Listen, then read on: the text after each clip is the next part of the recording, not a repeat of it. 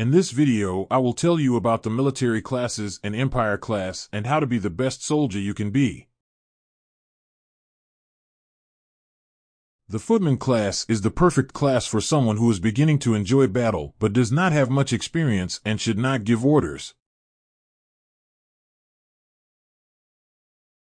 The Engineer is the perfect class for someone who enjoys being a major help to claiming territories while also getting lots of kills and defending their teammates. The Sergeant is the best military class in the game. You get a 20% damage buff, which is the highest buff out of all the military classes. You also get a sick-looking hat, so points for style.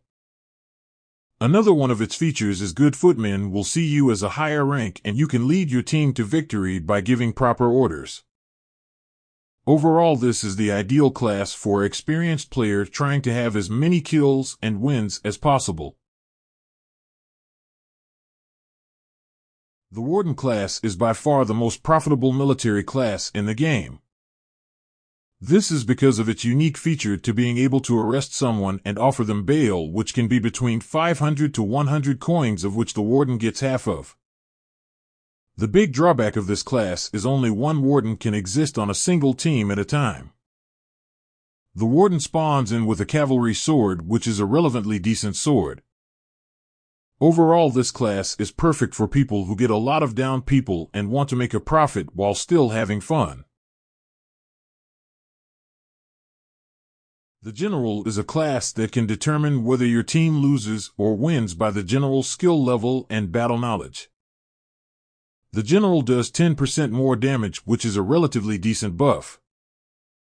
One of the main perks is the General spawns in with the Officer's Sword, which does the highest damage out of all the swords and is relatively fast swinging and perfect for player versus player combat.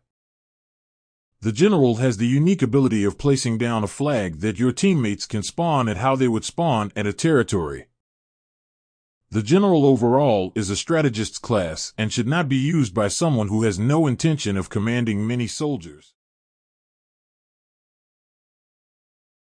When you spawn in, you're going to want to check the map to see your team and the other team's territory and where the most people are or where they are heading. Next, you are going to go to the Crown menu to see who you are neutral with, at war with, and who you're truced with. This is because when there is a truce between two teams, it most likely means one is going to go to war with the other when the truce ends. Then you are going to go to the Politics section of the Crown menu. From here you will see on the bottom right corner the Edicts section. Here it will say how many edicts there are. If there are 0, then you don't have to look. If there is 1 or 2, simply click View Edicts and scroll down until it says Active Militia. Then it will show whether it is activated or not. Active Militia spawns a free infantry musket at the quartermaster every 5 minutes, which means if it is activated you don't need to buy a gun and can go straight to the quartermaster and wait until a free musket spawns. If there are 0 edicts or active militia is simply not activated, you can beg your king to activate militia, or the much easier option, which is going to a firearms store and buying a hunting rifle or an infantry musket or a Baker rifle. The recommended gun is an infantry musket, but if you are really good at sniping and are experienced, you should get the Baker musket. If none of the guns are in stock, then you should call a blacksmith to make some. If you leave the game or your game crashes while you have a weapon that was not given by the quartermaster and you are not in combat, your weapons will be automatically stored in the bank.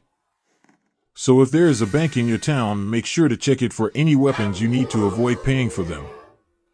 If there are no higher ranked military personnel, then you should pick a nearby territory of the enemy team if you can go to and capture.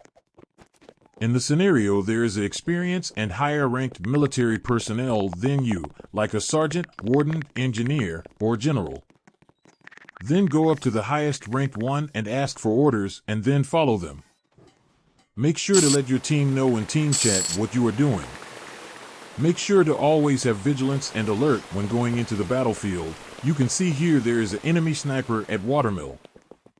I see this and take cover at the bridge and try to enter inside where he can't snipe me as fast as possible while still keeping watch. In the dilemma where your orders are carried out or you are still waiting for orders, and there are two equally as high-rank military personnel like the monarch or general, calmly ask which one is more experienced and then ask them for orders. Remember to be vigilant, like if your teammate randomly shoots in the distance, it may mean there is an enemy nearby and you should turn your attention to the direction of fire. If a white line goes across towards your team and misses or hits someone, make sure to tell your team there is enemy fire and try to figure out which direction is coming from. It is important to try to protect the person who is giving orders to you so they can keep giving orders. It is important to travel in the straightest possible line you can, as it makes it harder for the enemy to hit you. It is also important to maintain unison. Try to only fire at the enemy when they are stationary or not as moving as much as they were before. This method of attack increases accuracy. When attacking a large group of enemy players, try to aim for the most important people. For example, if there is a large group of soldiers and the king is there standing still, then you should go for the king as he is the one giving orders, and if he dies it will leave a hole in the enemy armies. Decision making. On other occasions where there is not a clear superior giving orders, but there is a doctor in the large group of people, then you should shoot the doctor, as without a doctor the enemy unit will not be able to yield. If it is a group of non-armed people and some armed people, aim for the armed people as they have more danger. If there is a group of random people and there is no distinction, then aim for the one with highest health or the clearest shot. These methods of fire can severely damage the enemy team.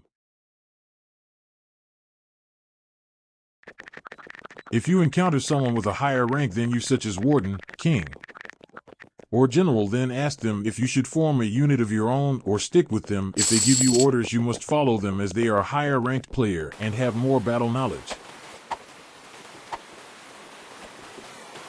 It is important to stay vigilant and be able to read the battlefield so you can take charge and reorganize a unit when needed for battle.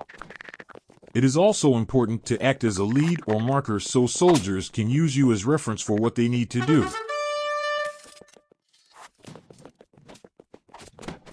It is important you work on your battle skills so you can protect your valuable troops and not die, because if you die your unit can lose organization and be quickly exterminated by enemy troops. Keep this in mind, as being a sergeant may not be right for you.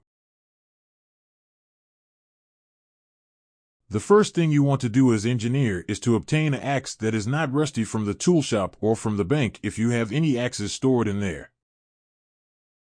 Second thing you are going to want to do is chop down some trees with your axe until you acquire 50 wood or more. This next step is optional. You then want to acquire a firearm, preferably the infantry musket, but other firearms can work too. Now you are ready to enter the battlefield. When you and your teammates are on the battlefield, if you are under enemy fire, you should build a defensive wall for your team to take cover behind to heal or reload. This method of defense drastically increases the chance your teammates will win the battle and live to fight another battle. It is important to remain on the defensive so you can keep placing cover for your teammates. The only exception to this is if you have a clear shot at the enemy team and you can quickly retreat behind cover, or when you are breaking an enemy gate. If you do not like spending time getting resources or do not enjoy staying on the defensive and want the action, then engineer may not be for you.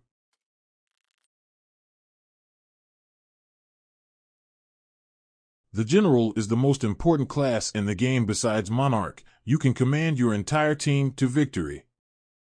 But you must show confidence, leadership, and battle strategy to give the appearance of a leader worth following. It is important that your battle strategies actually work. Battle strategy is more of a talent than something you can teach. So if you can't show that your orders are not worth following, then general may not be for you. The warden class is more of a profitable and fighting class than a commanding class like a general or sergeant. You should refrain from giving orders as warden and mainly focus on downing people and arresting them.